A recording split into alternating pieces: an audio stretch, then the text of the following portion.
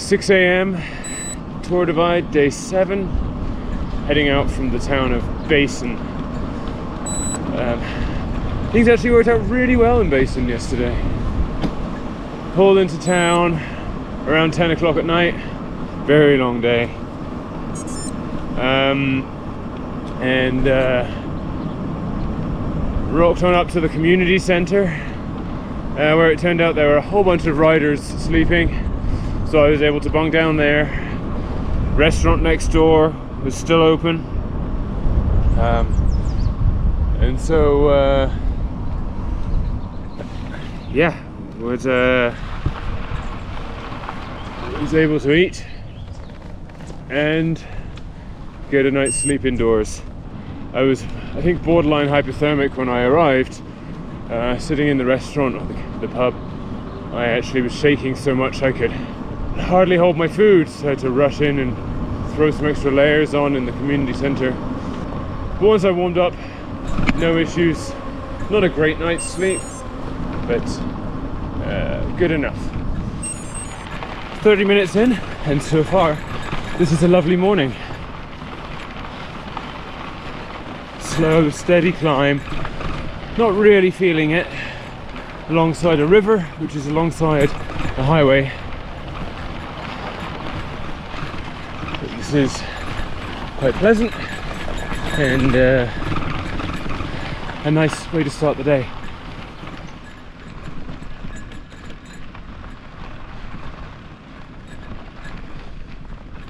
What's interesting about this first pass is that at no point does it feel as steep as some of the others that we've done.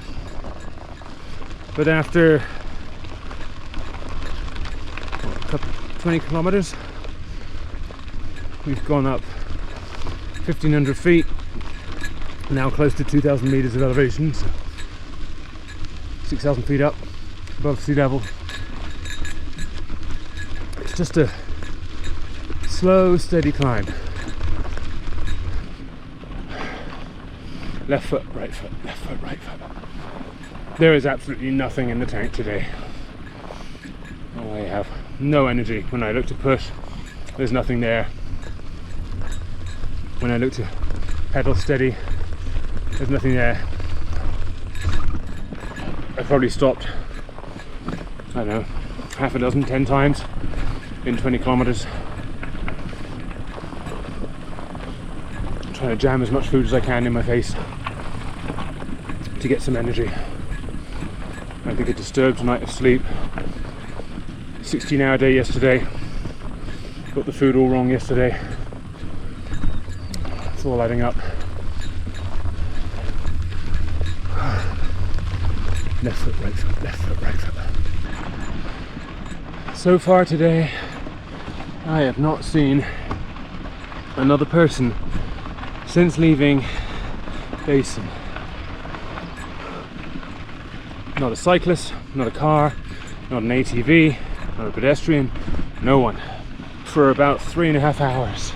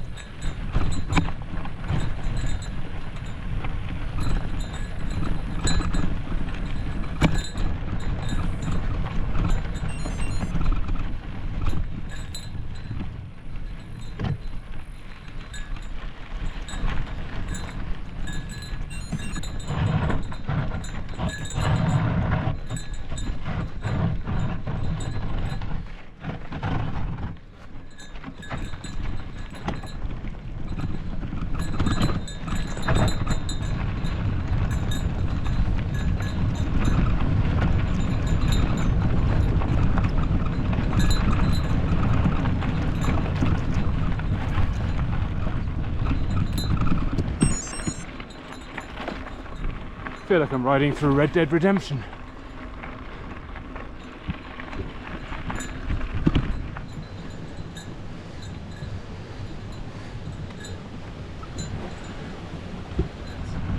I am having a brutal day. Unable to ride up the slightest incline. My entire body is drained. Mentally, I'm exhausted too. I've decided that if I can drag myself to the Beaverdam Campground before Fleecer Ridge, then I'm going to call it a day there and try and get a lot of sleep. Right now that's an if, because it's still quite a way away and it's part way up the climb to Fleecer Ridge. This is quite the feeling right now. I don't think I've ever felt quite this drained in every way. My legs are empty, and I've had tired legs before, but this is like, no matter which part of the leg I try and push, there's just nothing there. I'm now hearing lots of thunder right as I'm at the top of this ridge. Time to get down.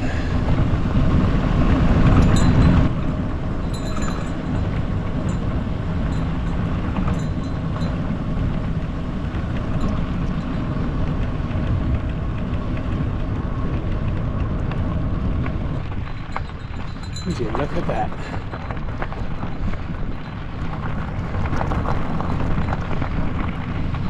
Now,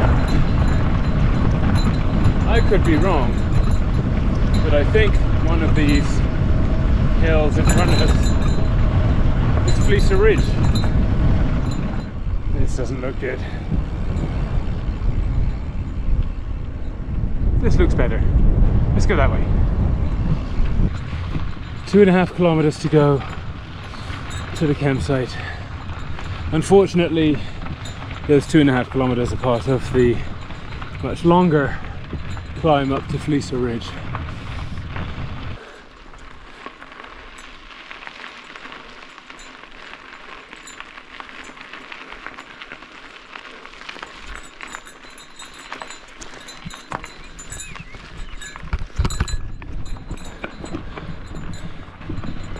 And here's the campground. Made it. Oh, what a day.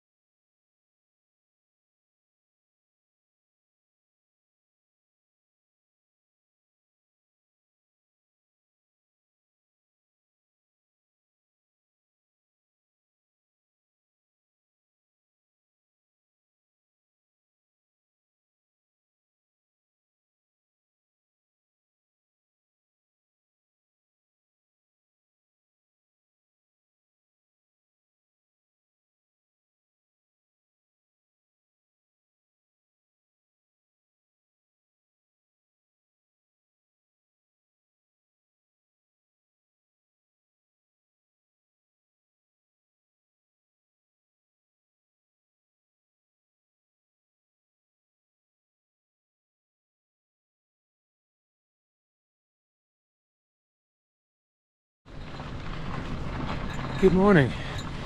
Well,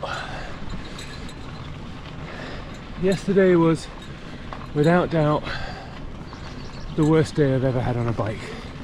Right from the start, I felt like I was just completely bonked, and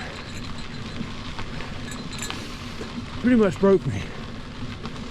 Last night I camped at Beaverdam Campground.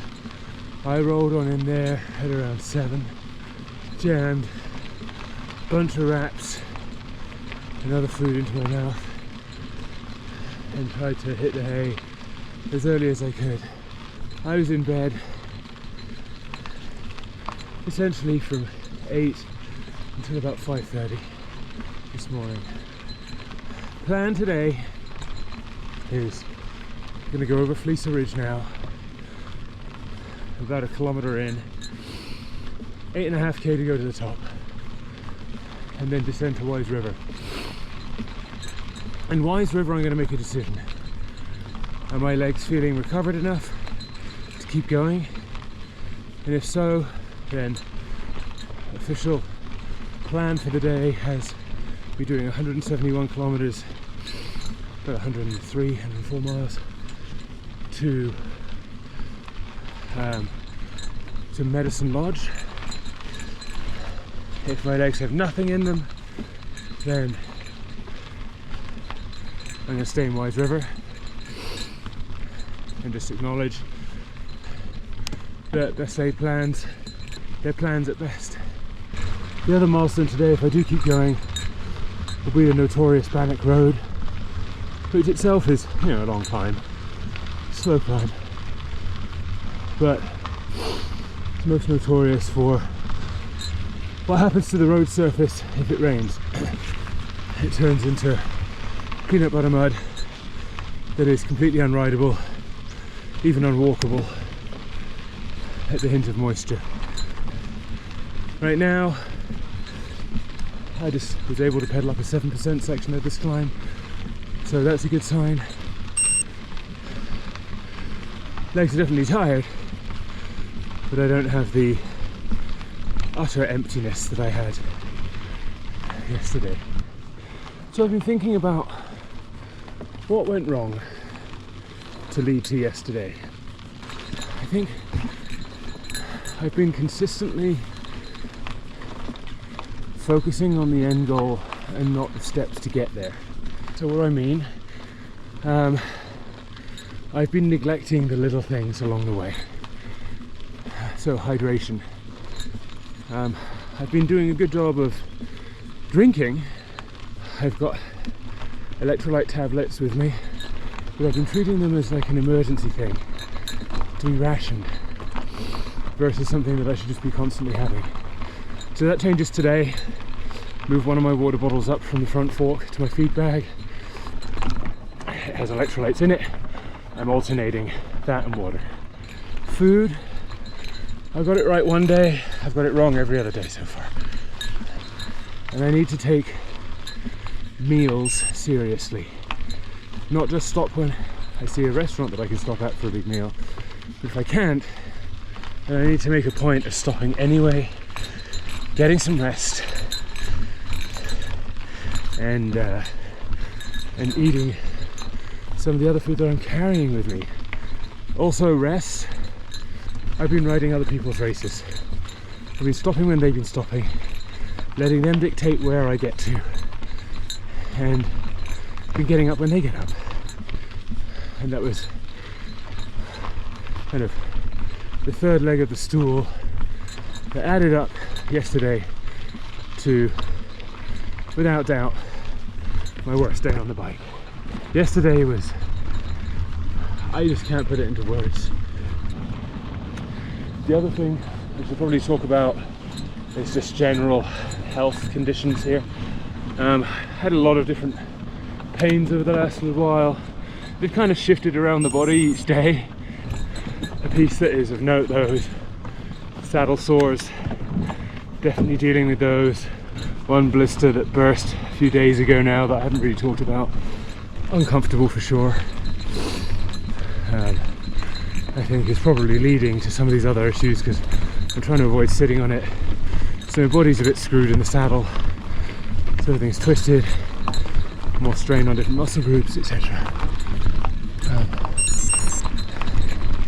I've got to watch that closely because if that gets bad, if it gets infected, that's a ride ender.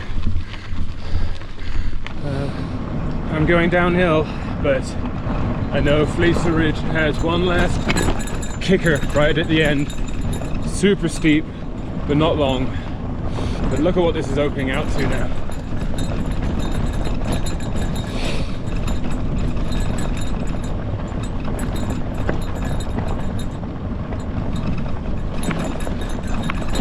And here's the kicker.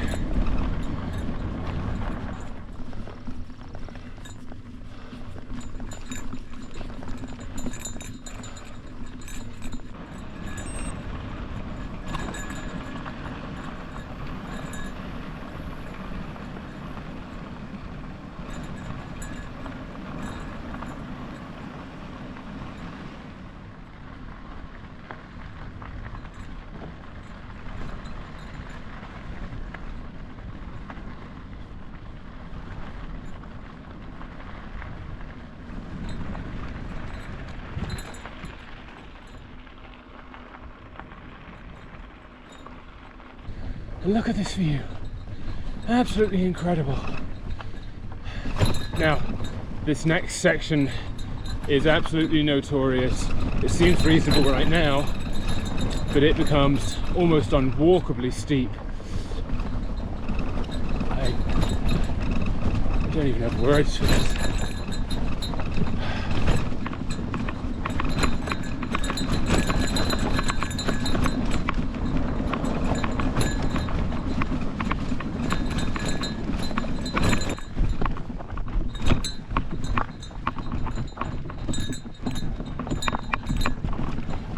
My GPS is telling me it's minus 30 grade right now, and it looks like it's getting steeper.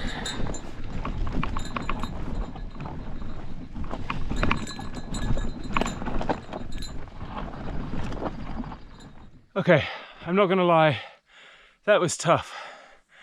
Minus 35 gradient at one point, right before the end.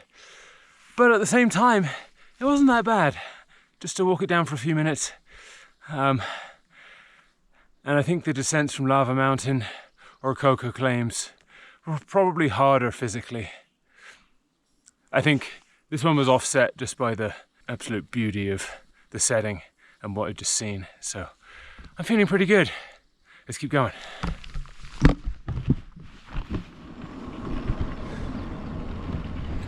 Maybe 10 kilometers out of Wise River now.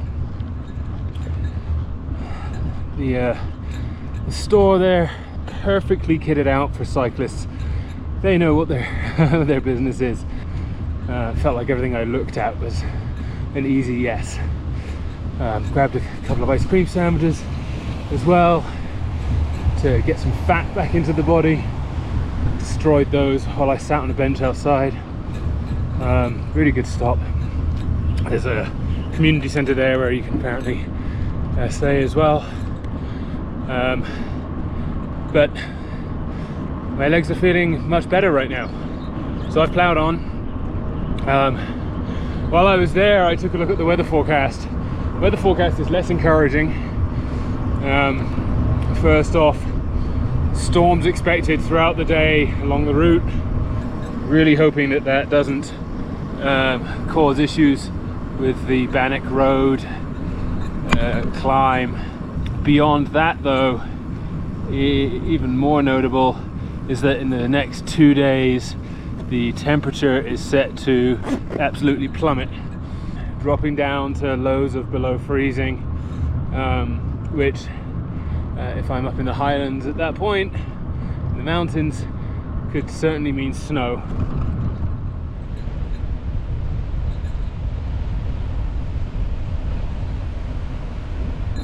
Those clouds don't look good.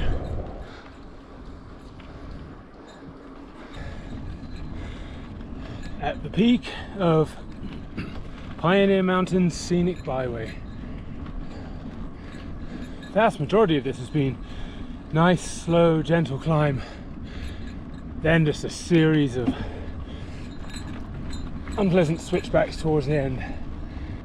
So now I think maybe a touch more uphill, but then a long downhill, well, net downhill for like 30 kilometers.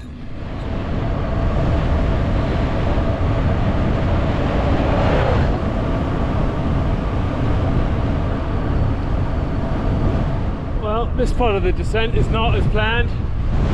Crazy crosswind that is blowing me across the road. At least it's not a headwind anymore, which it was just now. But oh, this is hard work. About to turn towards Bannack State Park. A little apprehensive of what it's going to bring given the clouds up ahead. Oh, straight into a headwind. Gotta move, gotta move. Rain, rain, go away. About 15k to go if the weather holds out, to apparently some rustic cabins.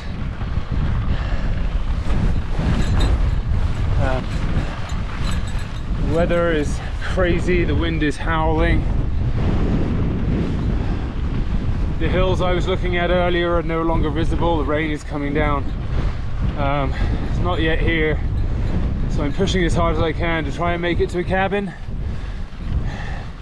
If the rain starts to hit, I may just have to pitch a tent at the side of the road. You know what's crazy? I haven't seen a single cyclist since Wise River. It's 140 kilometers with no other cyclists. Nearly there for the night.